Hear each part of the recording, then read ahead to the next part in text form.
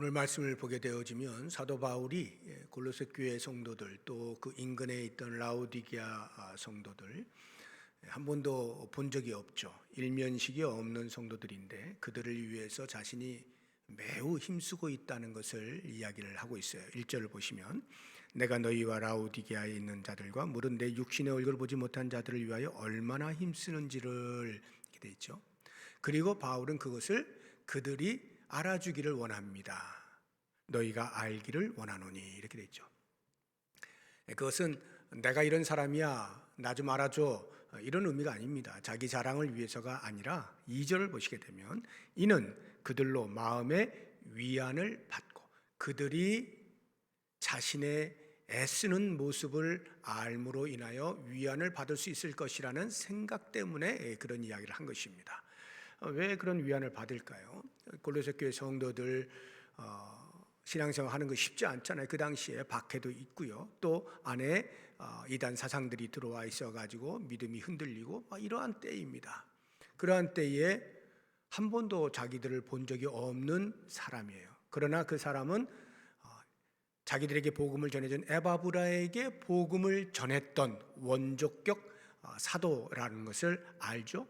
그 사람이 자기들을 위해서 애를 쓰고 있다는 것을 알게 되어질 때 얼마나 큰 위로가 되겠어요.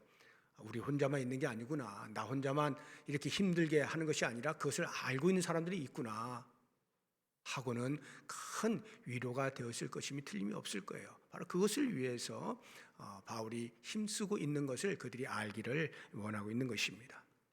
하면서 이제 여러 가지 그 격려와 위로의 이제 내용으로 이렇게 편지를 쓰고 있는데 오늘 이 본문의 말씀을 보게 되어지면 그 바울의 겉면 속에서 건강한 교회의 특징들을 찾아볼 수가 있어요. 이런 교회면 참 건강한 교회겠다. 행복한 교회겠다. 좋은 교회겠구나. 이런 생각이 들 만한 몇 가지가 있습니다. 그것을 제가 이제 소개를 해드릴 텐데 그 말씀을 들으면서 우리 교회는 어떠한가 생각해 보시고 그래 맞아 우리 교회가 이런 교회야 싶으시면 감사하시면 되고요.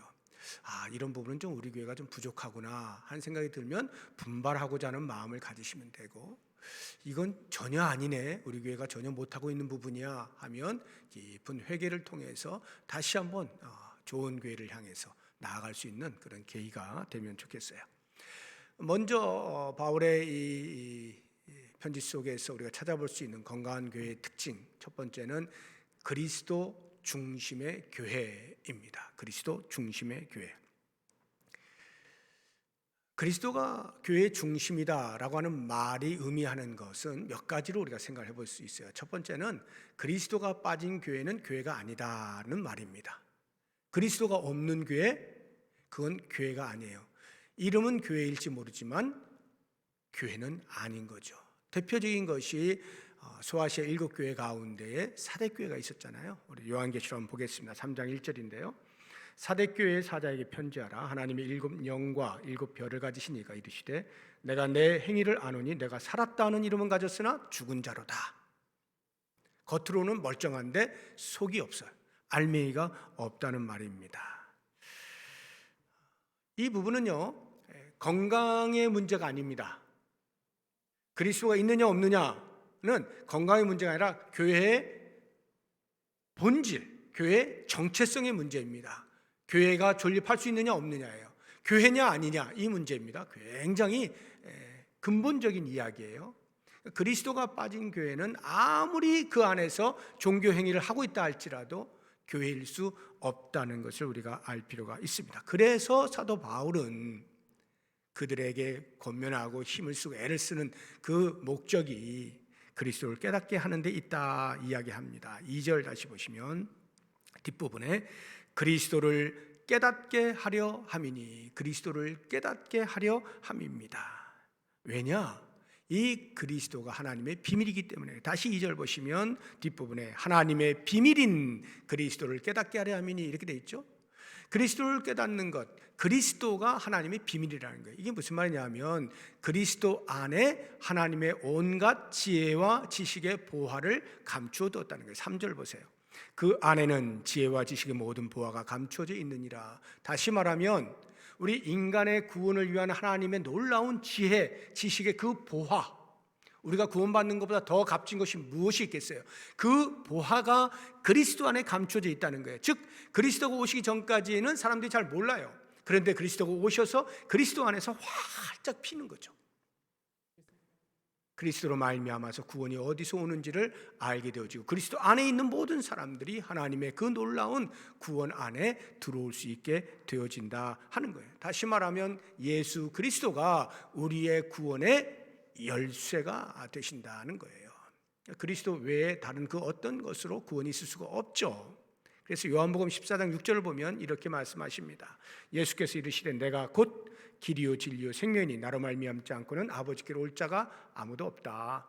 오직 주의 이름을 부르는 그곳에서만 구원이 있게 되는 것입니다. 예수 그리스도가 열쇠가 되시는 것이죠. 그래서 그 그리스도가 빠진 교회는 교회일 수 없다. 이것이 그리스도 중심이라고 하는 말의 의미예요.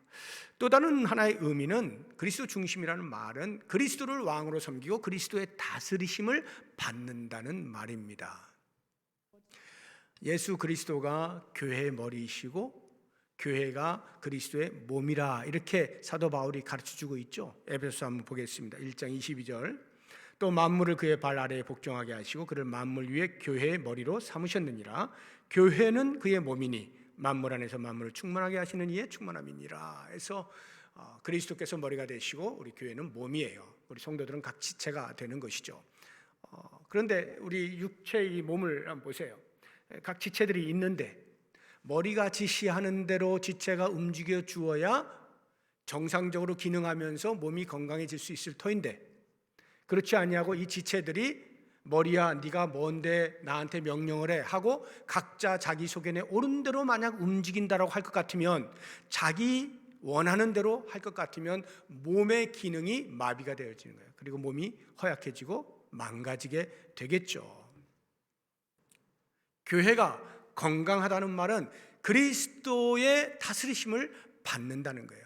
그리스도가 지시하시는 대로 순종하여 몸된 교회가 움직여 나갈 때 그 교회가 건강해질 수 있다 하는 것입니다. 세 번째로 그리스도 중심이라고 하는 말은 그리스도를 믿는 믿음에 굳건해야 한다 하는 의미입니다. 5절을 보시면 이는 내가 육신으로는 떠나 있으나 심령으로는 너희와 함께 있어 너희가 질서 있게 행함과 그리스도를 믿는 너희 믿음이 굳건한 것을 기쁘게 봅니다. 그리스도를 믿는 믿음의 굳건함, 이것을 이야기해요. 사도 바울이 왜 믿음이 굳건해야 된다는 이야기를 할까요? 그것은 굳건하지 못할 많은 이유들이 있을 수 있다는 말이겠죠. 믿음이 흔들릴 수 있고요.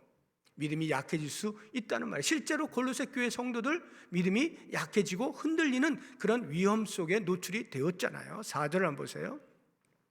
내가 이것을 말함은 아무도 교묘한 말로 너희를 속이지 못하게 하려 함이니. 이런 교묘한 말들이 들어와서 이단 사상들이 들어와서 유대 율법주의라든가 영지주의라든가 이런 것들이 들어와서 성도들의 믿음을 흔들어대는 거예요.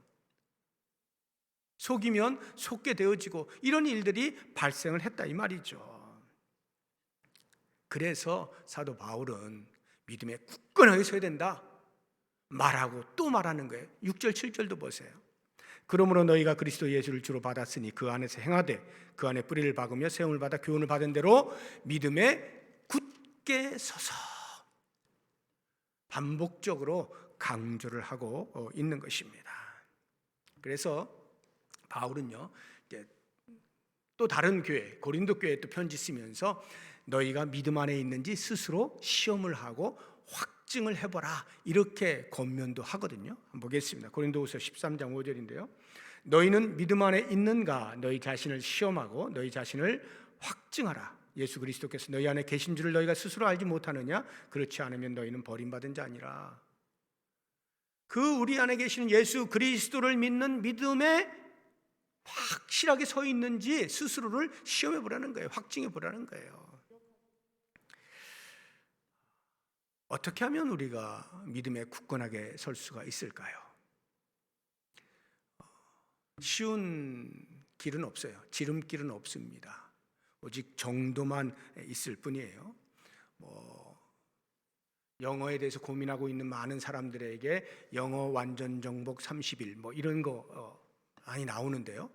암기 얼마만 하면 금방 다 되고 6주 만에 다 되고 이런 그 광고들 굉장히 많이 나옵니다.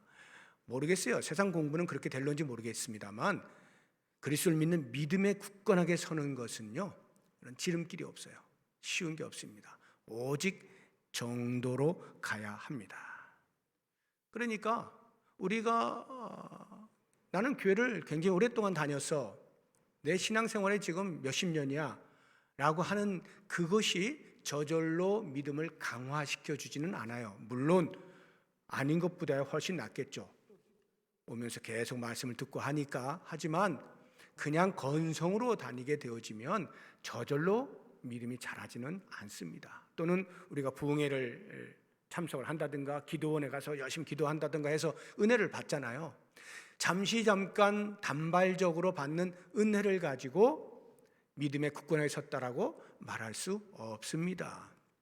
지속적인 그리스도를 알고 배우고 그 배운 대로 거하는 이것이 필요해요. 그래서 사도 바울이 믿음으로 낳은 아들 디모데에게 이 이야기를 하고 있는 거예요. 악한 많은 사람들이 속고 속이고 하는 이런 가운데에서 너는 믿음에 확실히 거해라, 이렇게 권면하거든요. 디모데후서 한번 보겠습니다. 3장 13절 이하인데요.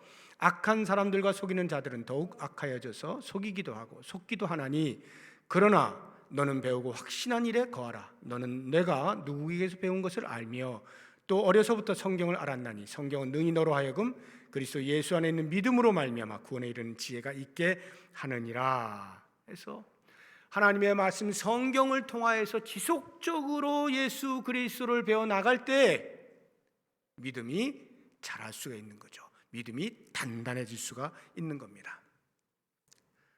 제가 광고 시간에 말씀을 드렸죠. 이번 상반기 때 우리 장년부 제자훈련은 교리 공부를 하겠다, 이렇게 말씀을 드렸는데, 성경 공부를 하는 방법은 여러 가지가 있어요. 성경 66권을 책별로 하나씩 이렇게 공부해 나가는 방법이 있고요. 또는 주제를 가지고 주제별로 공부를 해 나가는 방법도 있고, 장르별로 선지서라든지 역사서라든지 복음서라든지 이렇게 장르별로 공부를 할 수도 있고요. 또는 시대적으로 공부를 할 수도 있습니다. 그런가 하면 또 하나의 방법이 이렇게 교리를 공부하는 것입니다. 교리라고 하는 말은 성경 창세기부터 요한계시록까지 66권 전체를 뼈대를, 기독교가 무엇인지를 뼈대를 세우는 거예요. 뼈대를 세워서 한눈에 알아볼 수 있도록 만드는 것이 교리 공부입니다. 그래서 이번 제자 훈련에 여러분들 가운데에서 기독교가 무엇인지 이번에 좀 내가 확실히 알고 싶다 하시는 분들은 같이 참여해서 공부를 해나가시면 많이 도움이 되실 거예요. 물론 전부를 다 알 수는 없죠. 그 짧은 시간에 뼈대 정도는 갖출 수가 있는 기회이니까. 이러한 말씀을 배우는 일에 열심을 내어서 지속적으로 주의 부르신 그날까지 계속 말씀 안에 거하게 되어질 때, 그리고 그 말씀대로 사는 삶을 살아가게 될 때 믿음이 강화가 되어지는 거예요. 이러한 믿음이 굳건한 사람들이 모여있는 교회가 건강한 교회이죠. 그래서 교회는 끊임없이 말씀이 선포되어지고 가르쳐져야 한다 하는 것입니다. 건강한 교회, 바울의 권면을 통해서 우리가 찾아볼 수 있는 것 두 번째는 사랑으로 연합하는 교회입니다. 2절을 다시 보시게 되면 이는 그들로 마음의 위안을 받고 사랑 안에서 연합하여, 이렇게 되어 있습니다. 사랑 안에서 연합하는 것. 사랑으로 연합한다는 것은 사랑으로 하나가 된다는 말이에요. 그것을 바울은 많이 강조를 하죠. 우리 에베소서 한번 볼까요? 4장 2절 3절인데요. 모든 겸손과 온유하고 오래 참음으로 사랑 가운데에서 서로 용납하고 평안에 매는 줄로 성령이 하나 되게 하신 것을 힘써 지키라. 성령이 하나 되게 하신 것을 지키는 힘이 사랑에 있다 하는 거예요. 그래서 골로새서에서도 역시 마찬가지로 사도 바울이 사랑으로 이렇게 띠를 띄어야 된다라고 이야기를 하거든요. 우리 골로새 3장 14절 보겠습니다. 이 모든 것 위에 사랑을 더하라. 이는 온전하게 매는 띠니라. 공동체 성도들 전체를 하나로 묶어주는 띠가 사랑이다 이 말이에요. 사랑으로서만 연합이 가능한 것입니다. 그래서 바울이 이토록 힘쓰는 거예요. 한 번도 본 적이 없는 성도들임에도 불구하고 복음 안에서 예수 그리스도의 한 가족이 되었음을 알고 골로새 교회에 처한 형편을 듣고 바울이 외면할 수 없어서 편지를 써 나가면서 그들을 위로하는 겁니다. 생각을 해보세요. 사도 바울이 지금 처해 있는 환경이라는 것이 감옥입니다. 자유롭지 못한 곳이에요.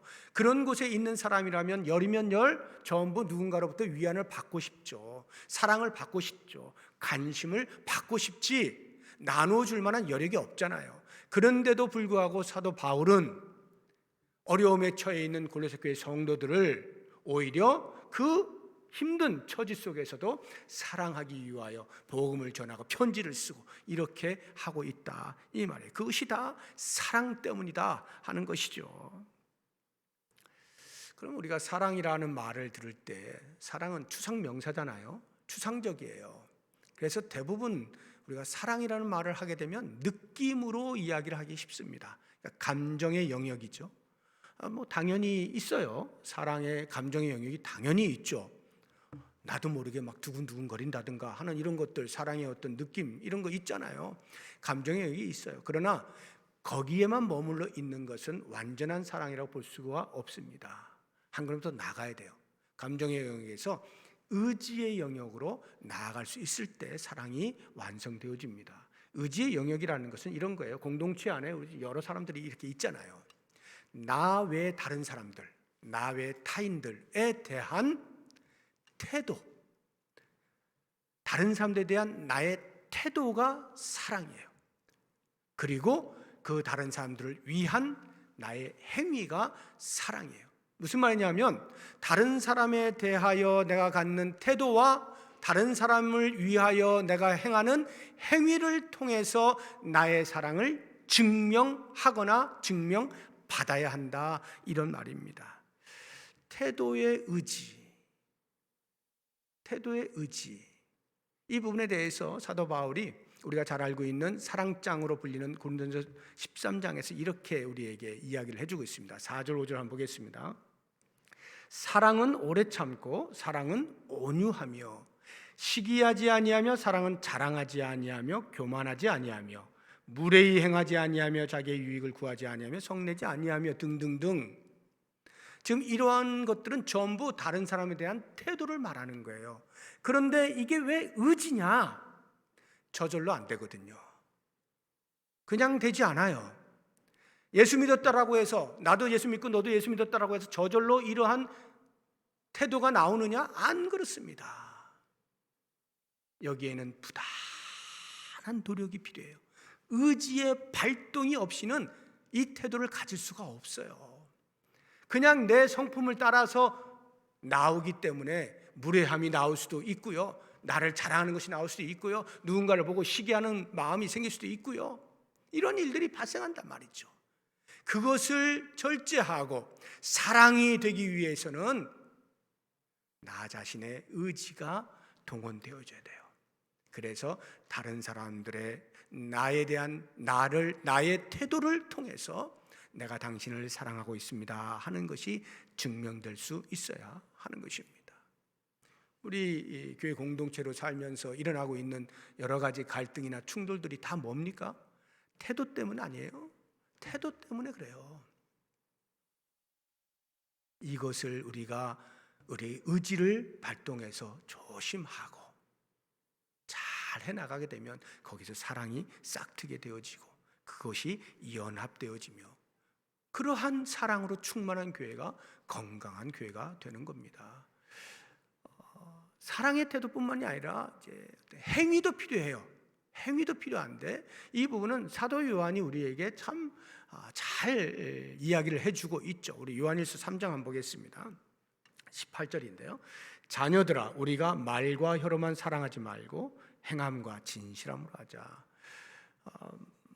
말과 혀, 말로만 하는 것은 사실 어렵지가 않아요. 나 너 사랑해, 나 너 사랑해. 얼마든지 말할 수 있어요. 그런데 행함과 진실함으로 하는 것은 쉽지가 않아요. 의지가 필요한 겁니다. 그런데 이것을 해야 하는 것이에요. 만약에 형제 사랑을 하지 않잖아요? 그러면 내가 하나님을 사랑한다? 거짓말이에요. 그래서 사도 요한이 이 말씀, 요한일서 3장 18절 바로 전에 17절에 이렇게 말씀을 하고 있어요. 누가 이 세상의 재물을 가지고 형제의 궁핍함을 보고도, 궁핍한 형제가 있단 말이에요. 그런데 나는 좀 재물이 있어요. 그런데 도와줄 마음을 닫으면 하나님의 사랑이 어찌 그 속에 거하겠느냐. 관심이 없어요. 나 그냥 사는 것으로 만족해요. 그러면서 하나님을 사랑합니다라고 말하는 것은 거짓말이다, 이런 말이죠. 교회 안의 사랑, 저는 이 사랑의 그 이야기들, 성경에 나타나고 있는 예수님께서 우리에게 보여주신 그 사랑 말고요, 그건 워낙이 말이 더 이상 필요 없는 위대한 사랑이지만, 사람으로서 사람을 사랑하는 행위에 제가 감동을 받는 위대한 사랑, 손을 꼽으라면 저는 주저없이 마게도냐 교회 성도들의, 예루살렘 교회 성도들을 위한 연보라고 말하겠습니다. 연보, 버릴 연, 더할 보, 기울 보. 내 것을 버려서 기운다, 내 것을 버려서 더한다, 내 주머니를 털어서 누군가에게 도움을 준다, 이 말이에요. 이게 연보예요. 마게도냐 교회 성도들이 예루살렘 교회 성도들의 어려움의 형편을 듣고 연보를 한 거예요. 근데 그 연보 행위가 저로 하여금 너무나 큰 감동을 주고 있어요. 그 감동되어지는 부분들을 제가 여러분과 함께 나누어 보고자 합니다. 먼저 첫 번째 감동이라고 하는 것은, 그들도 너무 가난해요. 사실은 마게도냐 교회 성도들도 밖으로 박해가 있기 때문에 제대로 경제 활동을 못해요. 굉장히 힘들어요. 그런 중에도 풍성한 연보를 한 거예요. 우리 고린도후서 8장 2절 한번 보겠습니다. 환난의 많은 시련 가운데서 그들의 넘치는 기쁨과 극심한 가난이 그들의 풍성한 연보를 넘치도록 하게 하였느니라. 극심한 가난 중에서 풍성한 연보를 한 거예요. 풍성한 연보라고 하는 것이 어떤 절대적 기준이 있는 건 아니겠죠. 극심한 가난의 수준에서 그들이 힘에 지나도록 했다, 이런 말 아니겠어요? 참 감동이 되는 거예요. 어디서 칼럼 하나를 읽은 적이 있어요. 내가 차고 넘치는 것 나누어 주는 것, 그것도 물론 잘하는 것입니다만 그것은 그렇게 어렵진 않습니다. 그런데 내가 넉넉지가 않아요. 넉넉지 않은데 나의 필요를 최소화해서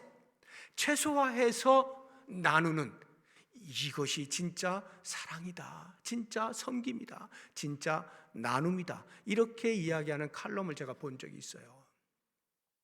과연 그러해요. 마게도냐 교회 성도들이 그렇게 했거든요. 이 마게도냐 교회 성도들의 섬김과 사랑이 위대한 것은 두 번째, 자원함입니다. 사도 바울이 돌아다니면서, 자, 예루살렘 교회 성도들이 어려우니까 헌금하시오, 연보하시오, 모금하시오, 할 수 없이 체면도 있고 또 사도 바울에게 받은 바 은혜도 있고, 그러니까 한 것이 아니라 자원함으로 했다, 기꺼이 했다, 이 말이에요. 3절을 한번 보겠습니다. 고린도서 8장 3절입니다. 내가 증언하노니 그들이 힘대로 할 뿐 아니라 힘에 지나도록 자원하여, 이렇게 되어 있잖아요. 자원했단 말이에요. 여기까지는 저도 조금 흉내를 한번 내면 낼 수 있겠다 싶은 마음은 있어요. 흉내 정도는 되겠다 싶은 마음이 있는데, 그 다음 모습을 제가 딱 보면서 여기에서 어떻게 이런 사랑을 할 수가 있을까 싶은 마음이 확 들면서 깊은 감동이 있는 것이 4절 말씀이에요. 고린도후서 8장 4절 한번 보겠습니다. 이 은혜와 성도 섬기는 일에 참여함에 대하여 우리에게 간절히, 여기 우리는 사도 바울 선교팀을 말하는 거예요. 우리에게 간절히 구하니. 누가 구했다는 거예요? 마게도냐 교회 성도들이 바울에게, 바울 선생님, 우리도 제발 그 모금 운동에 참여할 수 있게 해주세요라고 간절히 매달렸다는 말이에요. 마치 거기에 참여하지 못하면 복이 빼앗기듯이, 마치 거기에 참여하지 못하면 하나님께서 벌을 주시지 않을까 싶은 듯이, 그러한 심정으로 적극적으로 동참을 했다. 저는 이 부분에서 큰 충격을 받았어요. 우리 교회가 올해 이와 같은 일들을 하고자 하는데 최소한 마게도냐 교회 성도들의 그 모습에 흉내라도 내야 되겠다 하는 마음이 있어요. 흉내라도 내야겠다. 자꾸 하다 보면 우리도 할 수 있겠지 하는 생각이에요. 교회가 하니까 그래 또 한번 해야 되는구나, 이것이 아니라 여기에 동참하지 못하면 안 되는 간절함과 적극적인 열망을 가지고, 그래요 우리가 정말 좋습니다. 이와 같은 일들이 일어나는 것이 얼마나 좋습니까? 우리 모두가 같이 한번 힘을 합쳐서 해봅시다. 우리의 주변에 우리를 필요로 하는 사람들에게 우리의 것을 나누어 줌으로 그리스도의 사랑을 증거하고 거기에 복음이 있다는 것을 알리면서 더불어 사는 삶을 경험하게 될 때 그 교회가 얼마나 건강한 교회겠어요. 저는 이것이 꿈꾸어지는 거예요. 올 한 해 그런 교회 될 수 있겠구나. 여기에는 우리 모든 성도님들의 이 마게도냐 교회 성도들과 같은 심정이 있을 때 가능하다 하는 것을 말씀을 드립니다. 저는 이와 같은 사랑으로 충만한 교회 공동체 안에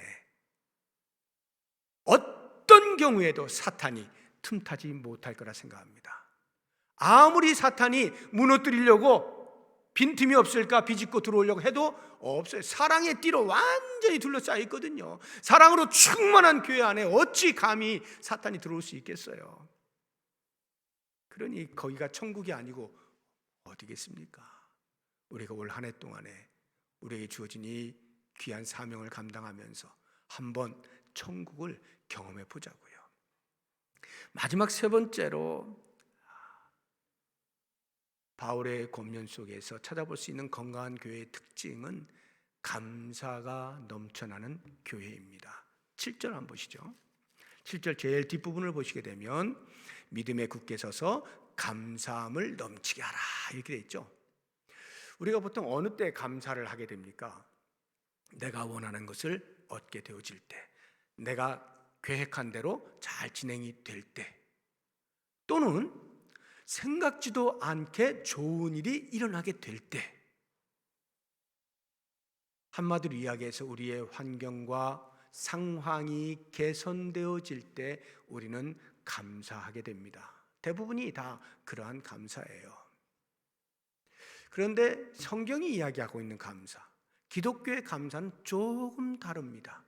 상황이나 환경의 개선과 관계없이 하나님의 일하심, 하나님의 함께 하심에 근거하여 감사가 나옵니다. 우리 쪽으로 표현하자고 하면 하나님의 일하심을 신뢰함에 근거하여 감사가 나오게 되어 있습니다. 하나님의 일하심이라는 것이 무엇일까요? 이미 앞서 우리가 본 것처럼 우리의 구원 아니겠어요? 우리의 구원, 아무런 자격이 없을 때 구원의 은혜를 베풀어 주신 것, 이게 하나님의 일하심이잖아요. 근데 우리가 그저 그냥 자격이 없는 게 아니라 그리스도를 알지 못할 때 우리의 삶이라고 하는 것은 시간이 흐르면 흐를수록 하나님으로부터 점점 더 멀어져 가는 거예요. 그래서 하나님이 싫어하시는 것을 골라가면서 하는 거예요. 하나님이 우리의 모습을 보시고 역겨워하실 만한 그러한 삶을 살아가고 있는 때에 하나님께서 아무런 조건 없이 위에서부터 구원의 동아리줄을 내려주신 거죠. 예수 그리스도를 통하여서 믿는 믿음으로 말미암아 그 은혜에 의하여 구원을 주시는 거예요. 얼마나 놀라운 것입니까? 그러면 그 은혜를 받은 자가 할 수 있는 일은 무엇이에요? 기쁨과 감격과 감사뿐이겠죠. 여기에 자기의 자랑이 들어가겠습니까? 공로가 들어가겠습니까? 그 무엇이 하나님을 향한 감사와 기쁨에 공존하여서 함께 있을 수 있는 여지가 있겠어요?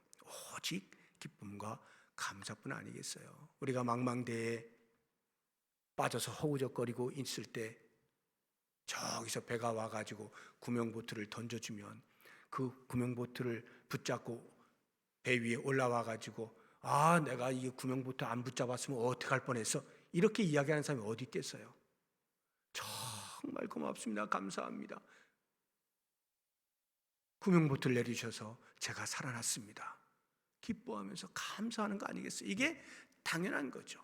아무런 구원의 근거가 없는 때에 하나님의 전적인 은혜로 우리에게 구원을 베풀어 주신 이것을 생각하면 그 하나님의 일하심 앞에 어찌 우리가 감사를 멈출 수가 있겠느냐 하는 것입니다.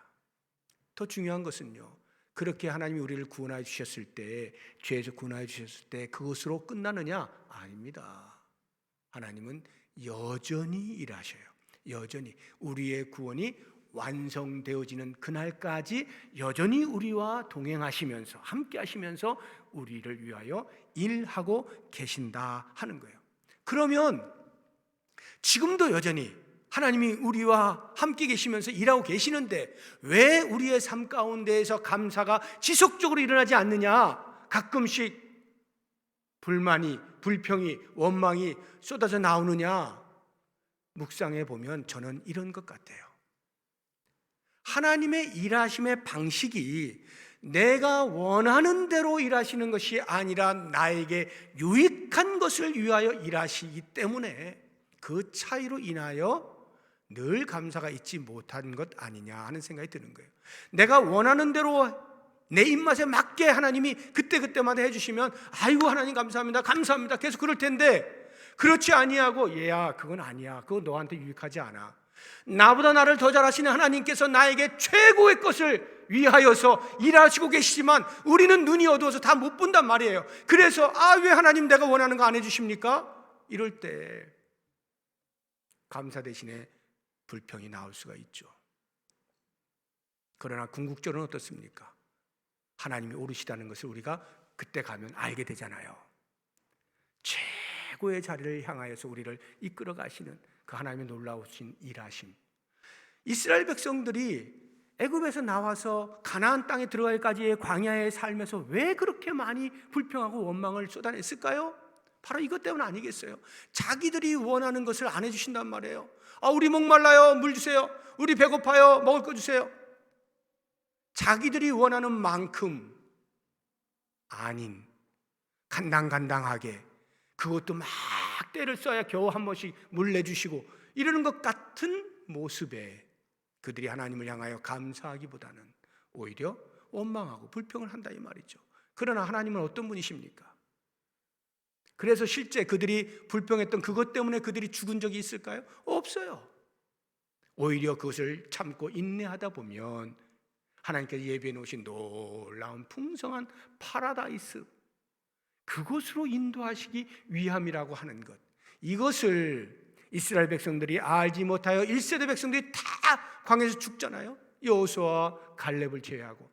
그래서 하나님께서 모세가 죽기 전에 이스라엘 백성들 2세대 가나안 땅에 들어갈 그 백성들을 불러 모아놓고 이야기하게 하잖아요. 하나님이 어떠한 분이신가를. 제가 좀 길게 성경을 읽을 텐데 여러분이 들으시면서 지금까지 제가 드린 말씀을 잘 염두에 두시면서 한번 들어보시기 바랍니다. 신명기 8장인데요 1절부터 제가 한번 쭉 읽어보겠습니다. 잘 들어보세요. 내가 오늘 명하는 모든 명령을 너희는 지켜 행하라. 그리하면 너희가 살고 번성하고 여호와께서 너희의 조상들에게 맹세하신 땅에 들어가서 그것을 차지하리라.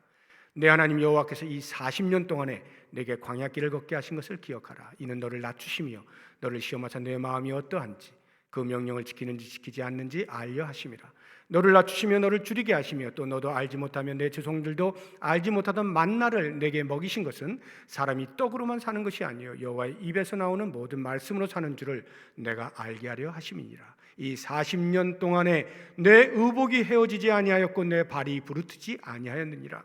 너는 사람이 그 아들을 징계함 같이 내 하나님 여호와께서 너를 징계하시는 줄 마음에 생각하고 내 하나님 여호와의 명령을 지켜 그의 길을 따라가며 그를 경외할지니라. 내 하나님 여호와께서 너를 아름다운 땅에 이르게 하시나니 그곳은 골짜기든지 산지든지 시내와 분천과 샘이 흐르고, 이 7절부터의 말씀은 하나님께서 그들을 위하여 준비해 놓으신 가나안 땅을 이야기하고 있는 것입니다. 밀과 보리의 소산지요 포도와 무화과와 석류와 감람나무와 꿀의 소산지라. 내가 먹을 것에 모자람이 없고 내게 아무 부족함이 없는 땅이며 그 땅의 돌은 철이요 산에서는 동을 캘 것이라. 내가 먹어서 배부르고 내 하나님 여호와께서 옥토를 내게 주셨으므로 말미암아 그를 찬송하리라. 찬송하게 될 것이다. 마침내 찬송하게 되어질 것이다. 무슨 말일까요? 여전히 일하고 계신단 말이에요. 그 찬송하게 되어질 그날을 위하여, 그 장소를 위하여 하나님이 예배해 놓으셨다는 것을 지금 우리가 신뢰할 수 있다면, 비록 지금 당장은 내가 원하는 바대로 상황이 펼쳐지지 않는다 할지라도 감사할 수 있다는 말이죠. 하나님은 여전히 나에게 최고의 것을 준비하시고 계시며 그것을 위해 지금도 일하고 계신다. 이 부분에 대한 신뢰, 여기에 우리의 감사가 있어요. 그래서 이 감사가 넘치는 삶은 하나님을 신뢰하는 것, 우리의 믿음과 아주 밀접한 관계가 있는 것입니다. 건강한 교회, 믿음에 굳게 서는 교회고, 사랑으로 연합하는 교회고, 감사가 넘치는 교회예요. 여러분, 집을 지을 때 터를 닦잖아요. 기초가 튼튼해야 안 무너질 거 아니에요. 튼튼하게 기초를 닦고 그 위에 기둥을 세우고 벽을 세웁니다. 그래서 벽과 벽이 이어지면서 지붕을 탁 하면 껍데기가 완성이 되는 거죠. 그러면 그 안에 살 수는 없잖아요. 그 안에 또 인테리어를 해야 되겠죠. 잘 살 수 있도록, 편안히 살 수 있도록 인테리어, 실내 장식을 한단 말이에요. 저는 여기에서 오늘 이 건강한 교회의 이 모습을 제가 이렇게 연상을 해보는 거예요. 터를 닦는다는 것은 우리의 믿음을 이야기하는 거예요. 믿음에 굳건하게 선다는 것, 반석신 예수 그리스도 위에 우리의 믿음의 뿌리를 깊게 내리는 거예요. 튼튼하게 하는 거예요. 그리고 사랑으로 연합하는 거예요. 기둥과 벽면이 다 이어지는 거예요. 사랑의 끈으로 다 이어지는 거예요. 연합하는 거예요. 그래서 근사한 모습을 갖춥니다. 그것으로 끝이 아니라 그 안에 실내 장식을 해야 되죠. 무엇으로요? 감사로. 그래서 우리 교회 공동체 안에 여기도 저기도 어디를 가도 감사로 장식을 하는 거예요. 감사가 넘쳐나는 거예요. 그러면요, 그 집에서 얼마나 안락하게 살겠어요. 그 신앙 공동체가 얼마나 행복한 공동체가 되겠어요. 건강한 공동체, 좋은 공동체, 아름다운 공동체. 이 사회가 보고 여기가 천국이다라고 하는 대한 사회를 보여줄 수 있는 그런 공동체 안 되겠습니까? 사랑하는 성도 여러분, 우리 부평동부교회가 이런 교회 되기를 꿈꾸시면서 우리 한 사람 한 사람이 함께 노력하고 애를 쓰고 의지를 동원해서 아름다운 교회, 그래서 하나님께 영광을 돌리고 많은 사람들에게 빛과 소금의 역할을 감당하며 우리들 스스로 자랑스러워하고 기뻐하고 만족하는 아름다운 공동체 만들어갈 수 있기를 주의 이름으로 축복합니다. 기도하겠습니다.